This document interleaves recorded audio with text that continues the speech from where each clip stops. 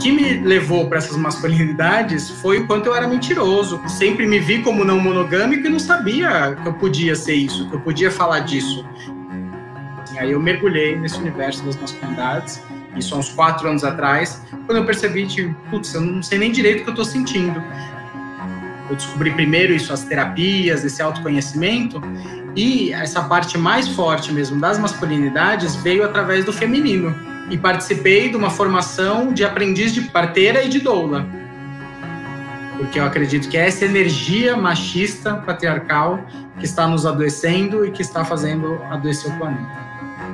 Então vamos mudar dentro, vamos mudar o indivíduo. Porque não dá para mudar o todo sem mudar o indivíduo. A gente está destruindo o planeta e eu vejo que isso é um reflexo muito claro do machismo. Olá, eu sou Paulo Azevedo e seja bem-vindo, bem-vinda, bem-vinde à primeira parte do episódio 51 do Almasculina com o terapeuta holístico e consultor de masculinidades, Agni Santoro. Na conversa, falamos sobre referências de masculinidades, espiritualidade e autoconhecimento, paternidade, os efeitos da pandemia, relações não monogâmicas e muito mais. E para manter desde 2019 este espaço de resistência afetiva, conto com a inestimável parceria de Conrado Góes, Glaura Santos e Vitor Vieira.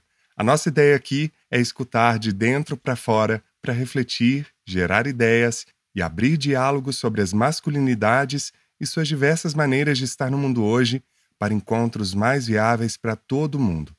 Se você está nos ouvindo pela primeira vez, existem no mínimo 3 maneiras de você ajudar o Almasculina. Siga dê 5 estrelas no nosso perfil no Spotify, no Orelo ou no seu agregador preferido e deixe seu comentário. Indique uma das 50 conversas anteriores que trazem visões diversas das masculinidades para alguém que você goste. Só nesta temporada já passaram por aqui o escritor Marcelo Rubens Paiva, o médico gerontólogo Alexandre Kalash, o cantautor e produtor musical Raul Misturada, só para citar algumas das nossas conversas. E por último, pode nos ajudar a manter o Almasculina no ar participando da nossa campanha de financiamento coletivo, que traz sorteios e benefícios exclusivos para os nossos apoiadores. E foi o nosso convidado do episódio 45, o educador popular e psicólogo Pedro Pires, que indicou o nosso convidado de hoje e a gente vai saber o porquê. Vamos lá. E quem você gostaria de indicar para estar aqui no Almasculina e por quê? O Agni já passou por aqui? Daqueles vão fazer igual o Silvio Santos. Não! O Agni é um amigaço, assim, né, de uma amigona minha também, a Paula. A gente se conheceu, né, através dela. A gente fez alguns projetos junto, né, e a gente tentou também levar algumas coisas junto. Participamos de algumas rodas de conversa. Essa questão da espiritualidade também, que ele tem bastante. Também é uma coisa que nos aproxima, né, então, assim, a gente teve um contato muito legal. Por ele, eu comecei a conhecer outras pessoas. É que na época que eu conheci o Agni, eu ainda estava nesse afastamento da masculinidade. Depois desse encontro do Museu de Futebol, que daí eu comecei a quebrar essa barreira, né, diminuir essa distância, né, mas o Agni é um cara, assim, que eu gosto muito, a gente aprendi muito com ele, né, a gente não tem se falado muito nos últimos tempos, mas é um amigão, assim, eu gostaria muito de vê-lo aqui, acho que ele tem muito para compartilhar e para ensinar também, sem dúvida. Agni Santoro, não é isso? Exatamente, Agni Santoro. E hoje eu tô aqui com ele, direto de São Paulo. Bem-vindo, Agni, ao Masculina. Obrigado. Muito feliz de estar aqui. A gente que está super feliz porque você atua em diversas frentes, né? Então já começo te perguntando como é que você gostaria de se apresentar. Hoje estou me apresentando muito mais como um ativista, porque eu estou sentindo justamente que tem todo esse processo. Eu sou terapeuta holístico, isso para mim é bastante importante, mas eu vejo que esse processo de estar atuando, de estar trabalhando, inclusive politicamente, de algumas formas, e eu vou buscando fazer isso por onde passo, assim, né? E com vários temas que me atravessam. Nesse momento, me vejo bastante assim. Você é de São Paulo, eu lembro que você comentou comigo que a família é toda da Moca, né? Sim. Que é uma região bem italiana, né? Santoro tá bem explicado aí. Agni significa o quê? Agni é um nome espiritual que eu recebi, como o Pedro trouxe aí, amigo muito querido. Eu trabalho bastante com isso, eu estudo bastante sobre espiritualidade desde muito cedo, indo por vários segmentos. Agni significa fogo? Significa fogo, em sânscrito, né, da Índia, significa fogo. Que ótimo, a gente vai botar lenha nessa fogueira, então, dessa conversa aqui hoje. A Agni também é chefe de cozinha vegano aposentado, pai de 2 filhas, a Shailin Ma e a Agatha Chandra. Como ele disse, terapeuta holístico, consultor de masculinidades, leitor de aura. Enfim, a gente vai falar um pouco sobre tudo isso e como ele amarra ou como ele cruza todas essas frentes no assunto das masculinidades. Como é que você percebe as suas primeiras referências das masculinidades e quais características ou marcas você traz dessas primeiras referências, desse primeiro contato com as masculinidades? O meu pai, meu tio, meu avô ali e também meu primo, 2 anos mais velho que eu. Mas, para mim, quando começou a ficar claro que isso existia, é quando eu tinha que escolher se eu ia brincar com meu primo ou com a minha prima. Quando eu brincava com a prima, os outros meninos achavam... E aí eu percebi, eu falei, nossa, tem uma divisão aqui. Naquela época você já percebia isso? Eu percebia. E aí eu brincava escondido com a minha prima. Eu não deixava de brincar, mas eu brincava escondido, porque é isso, era brincar de boneca. Às vezes viam e zoavam. E eu também já comecei a não ligar, assim. E aí eu já comecei a ver um ativismo de, tá bom, então não tô nem aí, eu vou fazer mesmo. E eu sinto que veio essa vontade, mas ainda muito, muito pequeno, com muito medo, mas eu já percebi essa diferença e não gostei, assim. Falei, puxa, não tá legal isso, assim, não faz sentido. Também tenho muita referência ligada aos meus primos. Todo mundo já sabe, quem acompanha o masculino, que eu tenho 92 primos e tios que estão espalhados pelo Brasil e pelo mundo. Mas teve alguém que te marcou nesse início, assim, que falou assim, eu quero ser igual a ele, ou essa pessoa tá me tolindo por fazer tal coisa, por não ser igual a ele? Sim, meu pai, né, é a grande referência mesmo, e isso, num caso de amor e rebeldia muito grande. Eu já tive o privilégio de dar em palestras, de falar em eventos, e ele tá ali presente, né, e eu falar de que meu pai, eu nunca ouvi um engole esse choro, assim, né, ele nunca teve esse machismo, mas várias coisas foram acontecendo e isso se estabeleceu, assim, né. Tinha essa questão de disputa também, uma rebeldia que eu sentia muito forte com ele, com o jeito de ser, assim, e ao mesmo tempo de ver, falar, puxa, olha que legal isso, olha que legal aquilo, e hoje eu percebo, na hora muitas vezes era pura rebeldia mesmo, assim. Então eu também reconheço isso é um estudo forte que eu faço para trabalhar com os homens e por mim, né, num lugar de fala, então de como que esses privilégios aconteceram e me ajudaram e de reconhecer isso. E durante essa conversa a gente vai entender vários conceitos, inclusive eu mesmo estou curioso para como ele vai explicar para a gente alguns deles a partir dessa vivência e do trabalho dele. E aí, Agni, para começar, você se apresenta como terapeuta holístico, também como consultor de masculinidades. O que veio primeiro, a consciência sobre os lugares dos homens ou esse despertar espiritual? Veio o caminho de autoconhecimento mesmo. Foi a partir daí que eu me vi. Eu sinto que sempre teve muito integrado tudo, né? Junto com essa rebeldia, isso, muito cedo eu comecei a usar saia. E falei, nossa, eu quero ter saia. Eu tinha cabelo comprido, então já ter cabelo comprido já era meio esquisito, né? Mas porque era meio hippie a sua turma? Não, porque eu ainda era muito novo e com cara de menino. E na escola, muitas vezes, eu era o único homem de cabelo comprido, né? E é isso, eu não sou tão velho, né? 38 anos, mas aí depois eu comecei a sentir essa energia de rebeldia, já tinha essa questão contra o patriarcado, a política chegou muito cedo na minha vida, assim, eu tive sorte pelo movimento estudantil, esse contato mesmo, e do meu pai também, né, tive essa sorte, tenho memória do fora color, assim, né, eu era muito pequeno, mas eu lembro de dentro do carro ali, tipo, nossa, a gente tá aqui fazendo alguma coisa, assim, então eu sinto que eu vim com essa energia política muito forte, né. Por conta da profissão deles? Não. Simplesmente era uma parcela muito pequena da vida dele, mas que para mim fez muito sentido. E depois foi acontecendo outras coisas. Tive a sorte de um evento com um deputado, falar lá, eu ajudar e ele me contratar. Falar, tá bom. E eu era secundarista ainda, né? Então no ensino médio. E aí ele falou, não, vem cá trabalhar comigo. E aí eu trabalhando na Assembleia Legislativa, assim. Tinha essa energia de transformação política. E aí eu fui vendo essa transformação e comecei a ficar frustrado, porque eu falei, a gente não tem como mudar muito esse mundo, tá muito difícil, né? E aí comecei a perceber todo o capitalismo, o patriarcado, o racismo, todas as séries de preconceitos que são a base da sociedade. Eu falei, não dá para mudar assim. E aí eu conheci a espiritualidade, né? Então vamos mudar dentro, vamos mudar o indivíduo, porque não dá para mudar o todo sem mudar o indivíduo.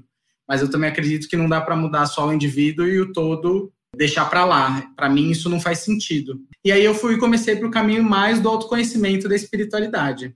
E teve algum fato que gerou, assim, que startou essa sua iniciação espiritual? O que é terapia holística, para quem está ouvindo a gente? Então, primeiro, terapia holística tem alguns modos, né? Tem gente que acredita que terapia holística é qualquer terapia que não é dessa convencional. Então, alguns tipos de massagem, o reiki, florais, até acupuntura, né? São terapias que são complementares, que hoje até é reconhecido pelo SUS, diversas delas, que são complementares, eles trazem. Eu trago esse holístico também porque ela parte de uma premissa holística, que inclusive é uma crítica para esse sistema da ciência, da medicina, né? De que, não, a gente cuida de uma coisa só. Mas por quê, né? É isso. O que mais está causando? Quais são as emoções, os sentimentos, os processos que estão aqui em volta? Então, também a terapia holística, ela parte desse princípio de que existe energia, de que existe processos emocionais, mentais, e tudo isso tem influência, tudo isso participa. Para mim, o grande start, né, e iniciação mesmo, que eu posso dizer assim, foi a primeira vez que eu tomei a ayahuasca, que eu tomei o daime. Então, estava com 19 anos ali, e para mim mudou tudo. Naquele momento eu falei, esse é meu caminho, né? Me conectar com essa espiritualidade, com essa energia, porque aí foi que eu percebi de que tinha uma chance. Falei, puxa, do jeito que está aqui, não dá para mudar o mundo. E aí, quando eu tomei aqui, eu falei, nossa, aqui dá para mudar. Mudou muita coisa muito rápido, eu consegui ver muita coisa. Quero fazer o meu processo e eu sinto que isso pode ajudar muita gente. E essa sua facilidade na retórica, na comunicação, vem de onde? Não, eu sempre fui isso, né, mais descarado mesmo. Eu sou Áries com ascendente em Áries, então eu tenho esse... Meu Deus do céu, tá explicado o fogo aqui, gente. Eu também sou Áries, tão explicado. Você é Áries com Áries? Sim. Meu Deus do céu, derrama, Senhor. Eu imagino, eu já tenho só um Áries, já é complicado. Mas tem esse lado incrível de ir à frente da batalha também, né? De desbravar, de encarar as dificuldades e os problemas de uma forma muito corajosa, né? Sim, e eu me vejo muito isso, né? Como esse arquétipo do Áries, muito abridor de caminhos, o primeiro. E eu tenho feito isso, né? Então eu me tornei vegano com 16 anos também. Então naquela época não existia nem o termo vegano, era vegan. Estava junto em algumas reuniões onde a gente decidiu traduzir o termo, assim. Isso, o privilégio, a sorte de estar em alguns lugares, de estar nessas batalhas muito no início, assim. Eu descobri primeiro isso, as terapias, esse autoconhecimento, e essa parte mais forte mesmo das masculinidades veio através do feminino. E participei de uma formação de aprendiz de parteira e de doula. Então, eu fiz uma formação com parteiras sobre parto e participei de alguns partos. Então, nesse momento, eu comecei a me conectar com o feminino e falei, cadê esse masculino? Como que esse masculino entra nesse universo, né, do nascimento? E aí isso, para mim, foi um grande start, assim. Isso por conta do nascimento da sua primeira filha? Isso foi decorrente do nascimento da minha primeira filha, sim. Ter esse contato com essa prática tão tradicional e tão feminina revelou sobre você mesmo e sobre a sua perspectiva da paternidade? Me ajudou muito a entender, né, entendendo esse processo mais geral, assim, né, de que o parto é um lugar feminino, sempre foi, durante séculos. E quando o homem entra, ele não entra como marido, mas ele entra como médico, que manda em tudo e que ele que agora comanda.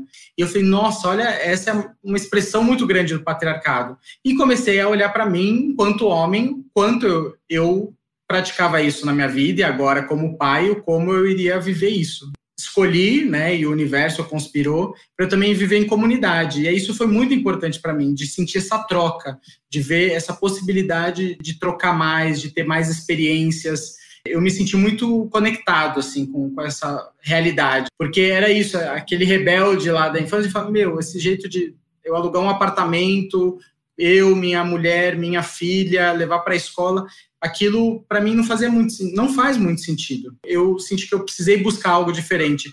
E essa busca da comunidade, isso me trouxe mais força de perceber também aí os diversos masculinos, as diversas figuras paternas, né, que se referenciar também. Nesse curso você era o único homem? Sim. A repercussão da sua parceira ou a percepção dela, dos familiares, dos amigos, como é que foi nesse momento?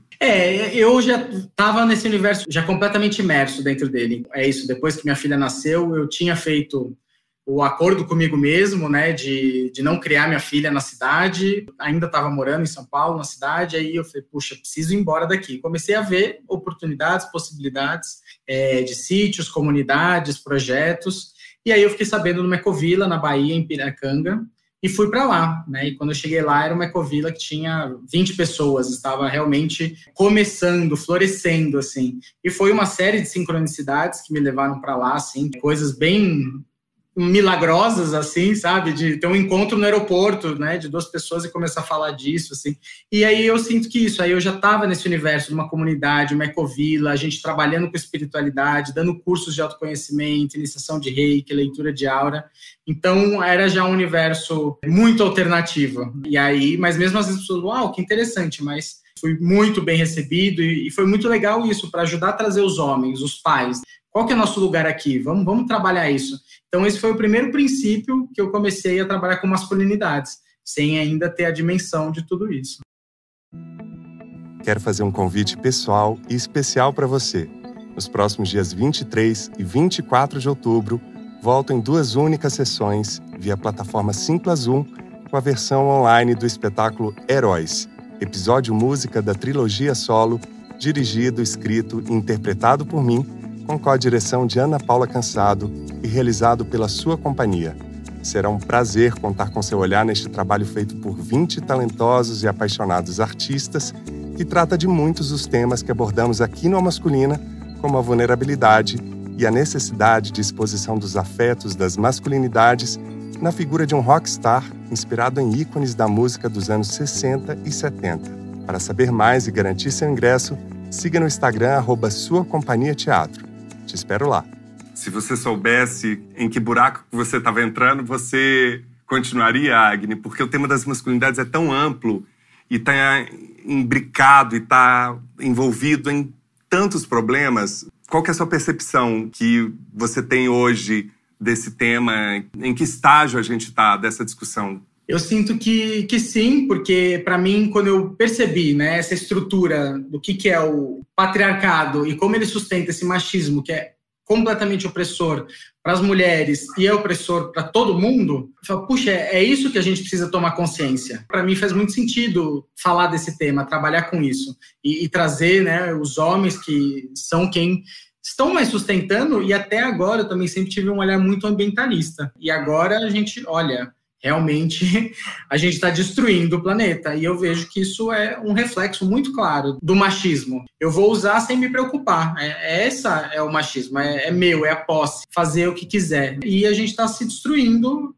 enquanto cultura, né? E principalmente agora o planeta, que é um risco real. E você está falando isso, me remeteu a uma conversa que eu tive recentemente com um familiar da minha geração, e eu fiquei tristíssimo de perceber como pessoas da nossa geração ainda estão com uma ideia meritocrática, de cuidar da própria carreira, sabe, de fim do Estado, fim do STF, de que a oportunidade está aí para quem quer, sabe? Se a pessoa está morando na rua ou se ela está desempregada é porque ela não abraçou as oportunidades. Eu fiquei tão chocado. A gente tem movimentado essas conversas, sensibilizado homens, mulheres, não binários, para a gente ter encontros mais viáveis para todo mundo. A gente abre os episódios realmente com esse mantra, né, que é o nosso propósito aqui, e ver alguém tão próximo, com esse discurso tão ultrapassado e tão disseminado, né, durante muito tempo e ainda hoje, é muito, muito triste. Como é que você sente quando você depara com esse tipo de visão de alguém próximo de você? Quando você fala que você é vegano, é isso, as pessoas ficam com raiva de você. Elas só não falam, eu não concordo, eu não gosto. A maioria tem um contra-ataque. E se a gente perceber isso, quando alguma verdade, alguma informação aparece diante de nós e a gente se incomoda com aquilo, de falar, puxa, parece que aquilo seria o melhor, faz sentido aquilo, e a gente não quer ou a gente não dá conta, a gente se fecha mais ainda. E eu fui percebendo isso na minha vida. Eu achava que estava super bem e de repente falei, nossa, eu sou muito racista. Caramba! E de percebendo e falando, nossa, e eu tenho esse preconceito, olha aqui, eu tô falando de machismo, olha como eu agi dessa forma. Então, eu vejo esse processo de desconstrução. Então, eu sinto que, ao mesmo tempo, tem que ter essa energia do guerreiro, de ir, de confrontar, de ir melhorando, pensar esse processo de autoaprimoramento, né? Mas, ao mesmo tempo, tem que ter uma compaixão também, porque é isso, tá no processo. Para quem está sendo completamente oprimido, você fala, calma, tenha compaixão, é difícil. E é isso que nós que temos privilégios temos que perceber. Porque para a gente é fácil falar, calma, vamos esperar um pouquinho. Mas e para quem não tem o que comer, para quem está apanhando, para quem está sofrendo preconceitos absurdos, assim? Trabalho muito nisso, e eu tenho muita vontade de desistir direto, assim, né? Você falou, se soubesse que estava entrando nessa, eu teria continuado, mas praticamente todos os meses eu penso, eu vou fazer outra coisa da vida. Mas eu sinto de que, puxa, é o mínimo que eu posso fazer pelos meus privilégios e também é parte do que eu sou, do jeito de ser, né? Faz parte da minha missão mesmo. Assino embaixo. Lugares Comuns, com a antropóloga, professora e escritora Miriam Goldenberg. Quais são os outros efeitos psicológicos e emocionais gerados pela pandemia que já estão sendo mapeados pelos estudiosos? Pensando, é claro, no impacto dessa tragédia das milhares de mortes, muitas delas possivelmente evitadas se houvéssemos uma melhor gestão dessa crise sanitária, e qual seria, em especial, o papel dos homens neste contexto? Eu venho acompanhando desde o primeiro dia várias famílias que estão sofrendo essa pandemia de uma forma compartilhada, vamos dizer assim. Famílias que têm nonagenários, pessoas de 60, 70 anos, e netos de 40, bisnetos de 20. São 4 gerações de homens e mulheres que estão vivendo essa pandemia. Nessas famílias que eu tenho pesquisado, na verdade, com quem eu tenho mais compartilhado meus dias, que são 30 famílias, eu vejo que os homens assumiram papéis que eles nunca haviam assumido em toda a vida. Então, muitas famílias, os homens passaram a cozinhar, passaram a fazer as compras, fizeram toda essa intermediação entre as coisas que chegam da rua e as coisas que saem para a rua. Homens que nunca haviam passado aspirador, limpado o chão, lavado louça, assumiram esses papéis sem tantas cobranças assim, quase que uma divisão natural das tarefas domésticas para as mulheres não ficarem tão sobrecarregadas como sempre ficaram. É verdade que não funcionou para muitos casais e muitas famílias, tanto é que o índice de separações e divórcios cresceu muito, não só no Brasil, mas no mundo inteiro. E acredito que também em função disso, em função não só de desgaste do cotidiano, da rotina, do excesso de intimidade, mas porque não aconteceu uma divisão de papéis mais igualitária, mais justa, mais satisfatória para os homens e para as mulheres.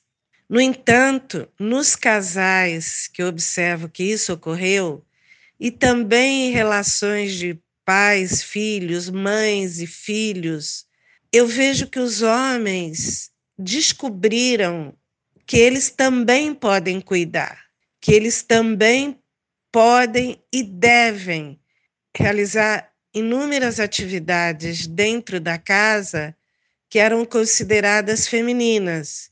E mais ainda, que eles também gostam de cuidar e de realizar essas atividades. Uma coisa que eu observei muito é que homens que nunca tinham cozinhado, no máximo feito um ovo, um macarrão, agora estão cozinhando. Eles queimaram o primeiro arroz, queimaram o primeiro feijão, o segundo, o terceiro, e com o tempo eles não só aprenderam a cozinhar, como passaram a gostar muito de cozinhar. Eu observei isso em inúmeras famílias. Homens que assumiram a cozinha como sua. Não mais aquela ideia homem que ajuda, que eu não gosto disso. Ai, como ele me ajuda. Como se fosse um favor e algo secundário. Não. Ele assumindo plenamente a cozinha, não só o momento de cozinhar e de lavar e de colocar tudo em dia, mas também de decidir o que comprar, o que fazer, o menu do dia. Observei isso em várias famílias. Homens que estão cozinhando para as esposas, para os filhos, para eles mesmos, e também para as mães, para os pais, para os irmãos. Lógico que foi um momento, está sendo ainda, de extrema complexidade, dificuldade, sofrimento e perdas, mas eu observei que existiram alguns, não sei se eu posso chamar de ganhos ou de descobertas, coisas que os homens talvez nunca percebessem, porque não tinham também oportunidade, né? Não estavam convivendo, vivendo tanto tempo dentro da casa e assumindo outros papéis dentro da casa, e ao mesmo tempo eles descobrindo que eles gostam, o contrário do que eles viam como obrigações e tarefas chatas, repetitivas, eles descobriram uma criatividade e uma forma de serem eles mesmos em coisas que eles antes ou desprezavam ou ignoravam ou achavam que eram coisas do domínio feminino. Pelo que eu venho observando, homens e mulheres tiveram e têm conflitos que sempre existiram, mas que poderiam estar encobertos, mas eles também descobriram um companheirismo e até uma admiração pelos parceiros, porque eles viram como é importante uma relação de reciprocidade e de reconhecimento. Essa pandemia tem separado, mas tem unido também muitos casais. E para você, Agni, como é que tem sido essa pandemia para você? E eu queria saber também como é que você tem percebido os homens nas rodas de conversas, nos seus atendimentos de leitura de aura, de mapa das masculinidades. A pandemia tem sido uma montanha-russa para mim. Teve momentos incríveis, assim, muitas conexões, muitos processos fluindo e outros momentos muito difíceis. Assim. Foi bem intenso mesmo. Para muitas pessoas que eu atendo e que passam, né, nas rodas, que eu estou presente, que eu estou organizando ou que eu estou, né, ali participando também, eu vejo esse processo muito intenso. As pessoas estão vivendo, tendo que encarar isso, né? O que a Miriam trouxe de ajudar mais ou então de brigar mais e de distanciar mais. E um momento de enfrentamento. Quando eu olhava nesses caminhos da espiritualidade, do autoconhecimento, falava, um momento de mais verdades. E é verdade, né? É um momento que isso está acontecendo, seja porque é um processo espiritual, ou seja porque a tecnologia está muito avançada.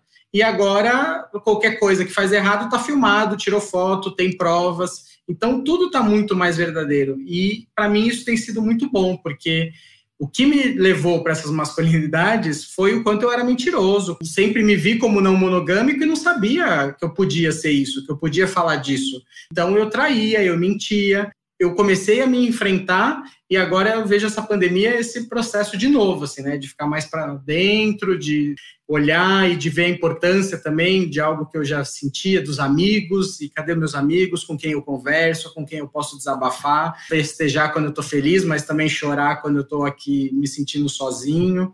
Então eu tenho vivido isso e buscado, né, isso, tentar pôr em prática tudo isso que, né, eu tanto vou estudando, quanto a gente vai desenvolvendo nos encontros de homens, nas rodas, nos workshops, né? Você viveu alguma situação que te marcou esse tempo todo que a gente já está nesse contexto, ainda sem fim? Teve muitos, assim, mas eu sinto... Vou trazer alguns que estão me vindo aqui agora. Por exemplo, eu participei de uma roda de masculinidades com homens da África. Então, eu era o único homem branco no meio de 15 ali, homens. E em nenhum momento não se falou absolutamente nada sobre raça, sobre racismo. Me coloquei no exercício de aprender mais sobre esse tema, porque por mais que eu já tivesse estudado, tivesse até o filme documentário Olhos Azuis, né, ele me tocou muito e muito cedo. Isso é uma dica, assim, esse filme, né, documentário muito importante, Olhos Azuis. Então eu estava trabalhando nisso, e aí quando eu vi, nossa, e que legal, olha, antes as rodas lá eram presenciais, e agora elas são online, e eu estou podendo participar aqui com um grupo da África, e ouvindo o que eles estão falando, assim. alguns momentos muito especiais também de que essa tecnologia proporcionou, né? De que antes as rodas eram ali restritas naquele grupo, se você faz naquele bairro mais chique, vem mais essas pessoas, no outro, no bairro mais afastado, vem mais. Então, aí podendo unir um pouquinho mais, né? Ainda, claro, dentro de um grande privilégio, mas com um processo diferente. Isso me alegrou, de ter contato com mais possibilidades, com mais homens, com mais histórias, fazendo essa reflexão o tempo todo, de, nossa, uau, eu também tenho esse desafio, eu também tenho esse processo, né? Se espelhando, que eu vejo que esse é a magia dessas rodas, né? Você tocou num assunto que é tabu. Tá da monogamia, né? Inclusive, entre os nossos convidados aqui, assim como a bissexualidade e outros temas que eu sinto que a masculina ainda nem esbarrou. Porque a gente entende um pouco o histórico dessa construção social, né? Muito ligado à terra, à posse, à herança, aí depois vem a religião e tudo mais. Você, quando fala isso, você sente um friozinho na espinha de, ai meu Deus, estou entrando num território em que eu posso ser julgado ou posso ser encaixotado numa caixinha de perverso, de promíscuo. Como é que você sente quando você traz esse tema à tona? Eu, até essa semana, participei de um evento, de uma roda, que a gente está falando isso, e eu falei, porque aí quando eu saí do armário, né, e aí um monte de gente ficou super espantada, falando, nossa, olha que interessante esse termo.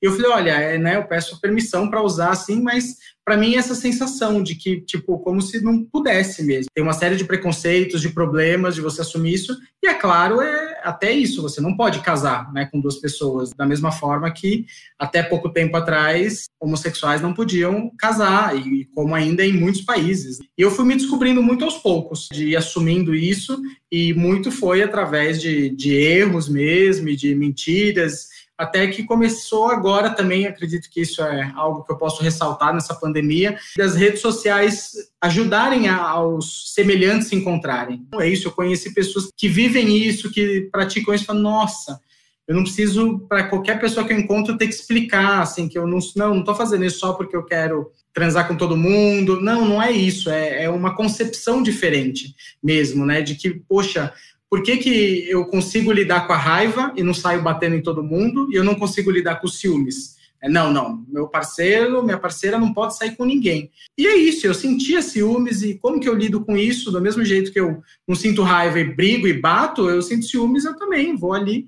E o desafio de a gente, homem, sentir, né? Eu também acho que esse é o grande fator, e foi quando eu percebi que eu nem sei direito o que eu estou sentindo, que aí eu falei, agora chega, vamos trabalhar com isso, vamos estudar isso de verdade, assim. Aí eu mergulhei nesse universo das masculinidades, isso há uns 4 anos atrás, quando eu percebi, putz, eu não sei nem direito o que eu estou sentindo. Mesmo com anos de autoconhecimento, percebi que ainda tinha barreiras, assim. É muito importante ver como as possibilidades que o mundo tem. Todo mundo é monogâmico, todo mundo. E eu acredito que o movimento, né, LGBTQIA+, ele permitiu isso acontecer, né? Se não fosse esse movimento, ainda esse tema seria mais tabu ainda, mais preconceito ainda. Tem aí processos que vão ajudando mesmo, passo a passo, isso ir acontecendo, né? E é muito curioso isso que você falou, porque quanto mais eu adentro nessa questão do autoconhecimento, faço terapia há 11 anos, busco meus canais de espiritualidade, de conexão, mais eu sinto algumas sensações, alguns sentimentos que eu não sei nominar, principalmente nesse momento pandêmico. Vivi um contexto muito parecido com o seu, de rever muitas amizades, o nível de profundidade delas, também para a cozinha, como a Miriam falou, e de olhar para dentro da minha casa, e da casa interna e da casa externa, né? Essa conexão também com questões um pouco mais amplas e sociais para entender o quanto que a gente está ligado e conectado nesse mundo. Quando você inicia qualquer tipo de relacionamento, quando você traz esse tema, qual que é a reação da pessoa? Então, antes de relacionamento já, né? É isso, antes era como um palavrão, eu nem ousava falar sobre isso, assim. E hoje não, eu me identifico mesmo. Falo, olha, eu acredito nisso, que é possível a gente amar mais de uma pessoa, pode ser que dá para se relacionar com mais de uma pessoa ao mesmo tempo. Abrir tudo isso. E claro, né, meu círculo de relações diminuiu drasticamente, porque é isso, o homem ele é tido como o cafajeste, né?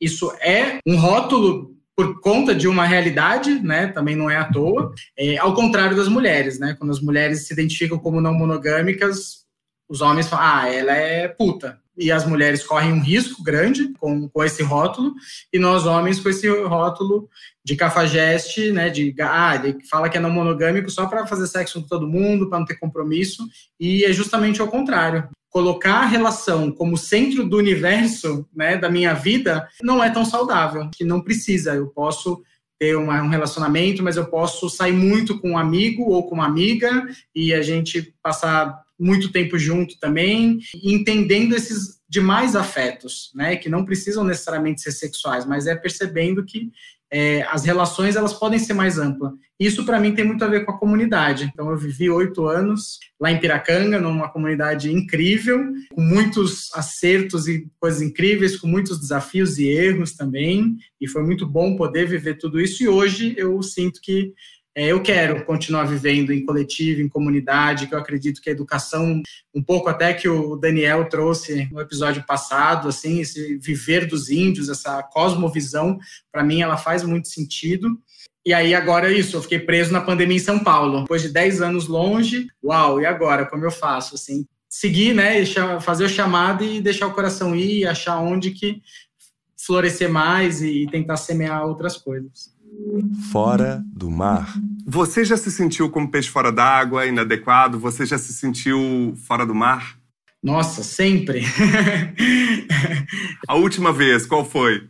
Olha, eu acho que a última vez é justamente essa questão da não monogamia. Por exemplo, um fato que aconteceu foi colocar, estou solteiro, agora a pandemia, quero conversar com mais pessoas, quero conhecer pessoas fora da minha bolha, então vou instalar um aplicativo para me relacionar e conhecer pessoas novas.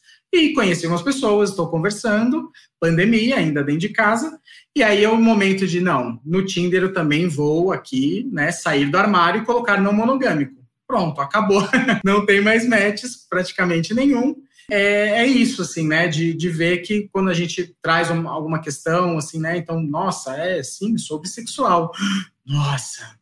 E eu acredito que isso, a gente está trabalhando, como eu disse lá atrás, para a verdade, né? Então, de se mostrando cada vez mais, entender que também é difícil, então também não exigir muito dos outros. Não, você tem que se assumir. Não, cada um vai conforme dá conta, e acho que é esse processo de se conhecendo, vendo o que você está dando conta, onde vai, passo a passo. Cá entre nós. Essa pergunta parece um pouco óbvia para você, mas por que é importante discutir e refletir sobre as masculinidades?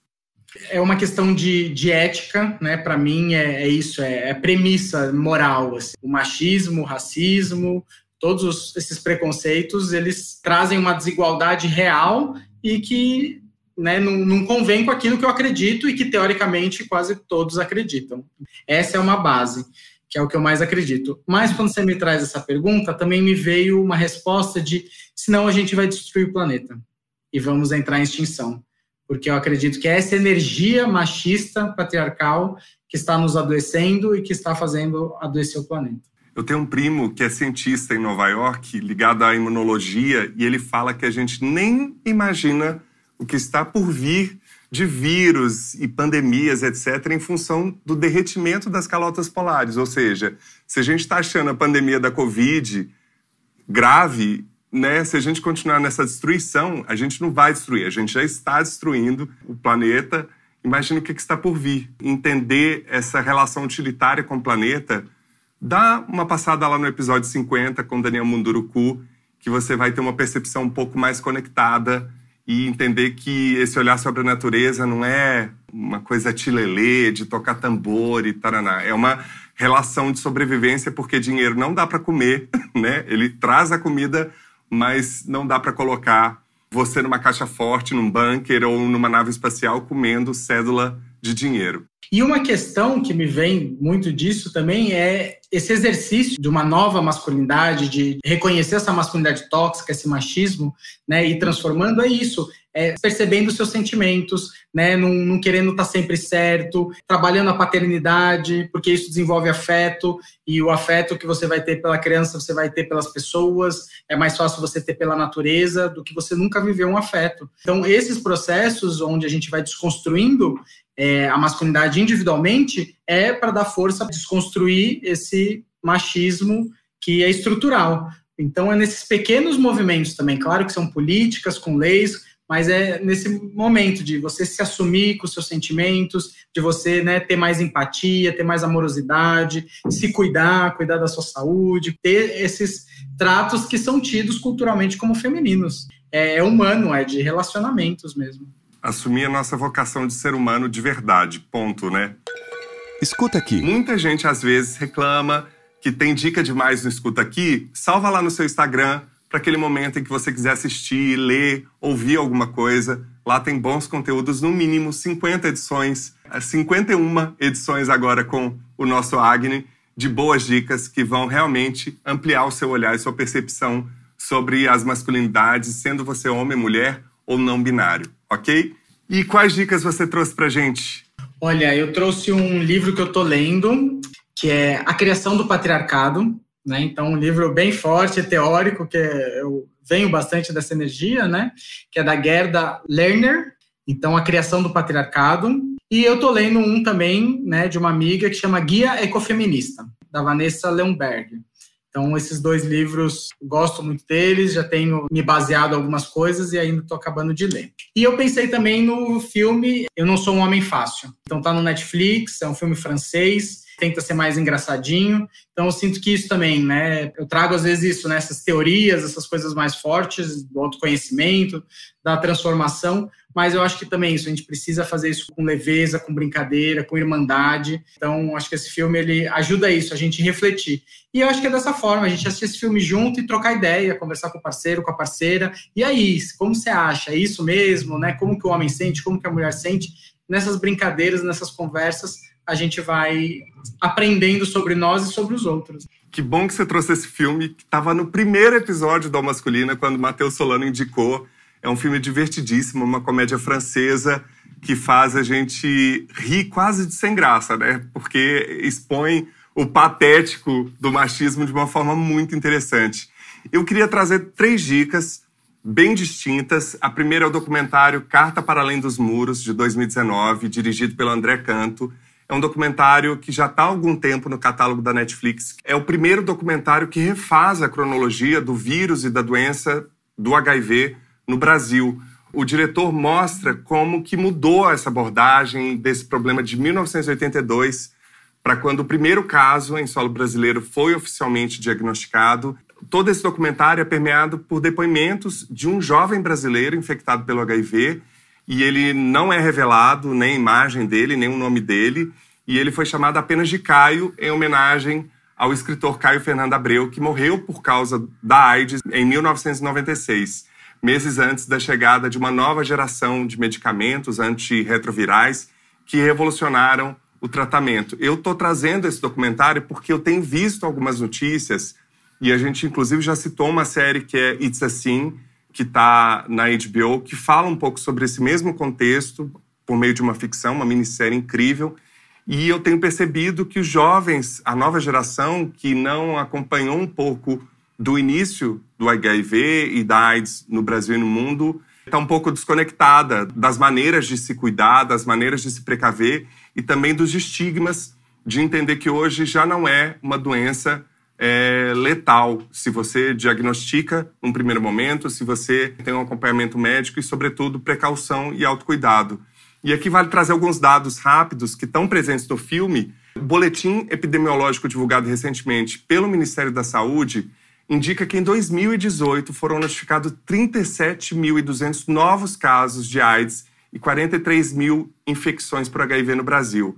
Ou seja, AIDS e HIV não são sinônimos, gente. Então, vamos pegar o bloquinho aí e dar um Google se você quer aprofundar nesse tema. Embora ainda seja impossível remover o vírus do organismo, né? Se uma pessoa receber tratamento adequado desde cedo, como eu disse, provavelmente não vai desenvolver a síndrome de imunodeficiência humana adquirida, ou AIDS, que é a sigla em inglês. Em 10 anos, a taxa de mortalidade pela doença caiu 5,8 para 4,4 pessoas a cada 100 mil pessoas no Brasil. E, no entanto, o Ministério da Saúde estima que 135 mil brasileiros vivem com o vírus, mas não sabem. E isso seria explicado tanto pela falta de conhecimento das formas de prevenção, como pelo medo ou preconceito de fazer o exame, que é rápido e disponibilizado gratuitamente pelo SUS. Mais uma vez, Ao Masculina grita, viva o SUS! E as outras dicas, todo mundo já sabe que eu sou fã dessa série, que é Sex Education, também está disponível na Netflix, chega a sua 3ª temporada e ela já chega consagrada, mais uma vez, como uma das melhores e mais interessantes produções. A trama que, como o próprio nome diz, aborda o sexo sem tabus e gira em torno de personagens adolescentes que estão descobrindo a sexualidade e sendo educados em relação à sexualidade, ficando cada vez mais curiosos em conhecer os próprios corpos, entendendo cada questão que envolve o sexo. Inclusive, eles vivem na prática a propagação de doenças. E já conquistou o público, inclusive vários ouvintes aqui do Ao Masculina, por trazer essas questões extremamente importantes para os dias atuais.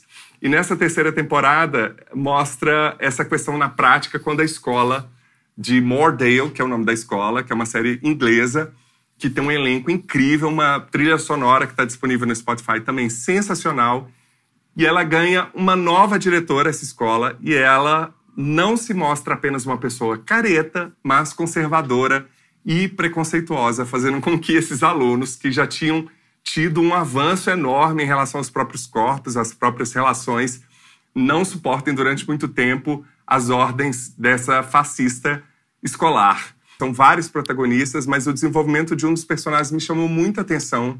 Para mim, um dos mais interessantes ao longo das 3 temporadas, que é a trama do Adam, que deixou de ser uma pessoa insuportável para se tornar um jovem adorável, que está se permitindo, pela primeira vez na vida, ter sentimentos bons e manifestá-los. É a própria materialização de tudo que a gente luta aqui no Masculina, que é a desconstrução dessa armadura, dessa carcaça patriarcal do homem. E parte desse amadurecimento se deve ao incrível personagem Eric, que é um carisma em pessoa, com quem ele começa a namorar e que o ajuda a despertar sua verdadeira identidade. A série mexe com os sentimentos de quem está assistindo, porque aqueles jovens e também aos adultos presentes na série estão se descobrindo entre erros e acertos. Todo mundo ali é super humano e eles estão apenas vivendo e indo e voltando, um passo à frente e atrás, para poder se descobrir. Vale a pena muito assistir também essa 3ª temporada. E por último, a minissérie que eu tô alucinado, que é Cenas de um Casamento, disponível na HBO Max. A série traz um casal em crise que expõe diálogos sensacionais, lancinantes. Esse casal está lidando com as dores de uma união aparentemente feliz. O programa em 5 episódios é uma releitura de Cenas de um Casamento, que é uma série sobre os meandros da vida a dois, criada em 73 pelo sueco Ingmar Bergman, né, um cineasta conhecidíssimo pelo Sétimo Selo, Fanny Alexander e vários outros clássicos do cinema.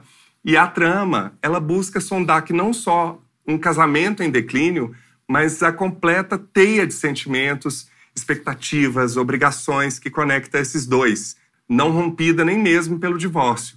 E nesse remake é incrível, né? Traz a Jessica Chastain e o Oscar Isaac, que estão numa química absurda.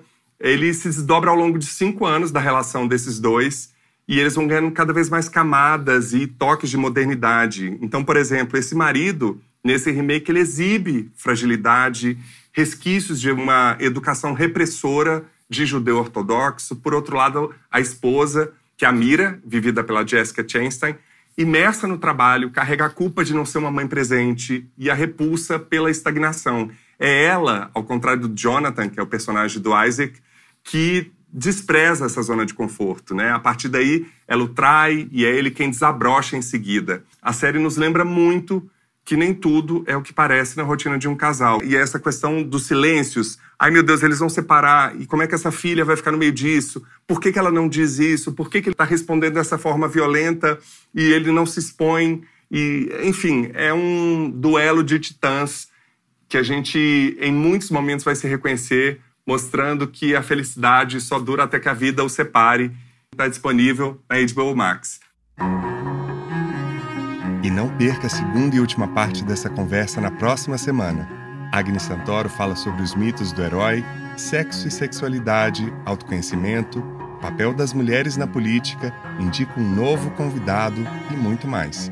Siga as nossas redes sociais no Twitter e no Instagram, @almasculina, e se inscreva no nosso canal no YouTube. Também visite nosso novo site e conheça todos os episódios na íntegra, além da transcrição do Aspas, Lugares Comuns e as dicas do Escuta Aqui. www.almasculina.com.br. Vai lá, comente, compartilhe os posts e leve a Almasculina para mais gente.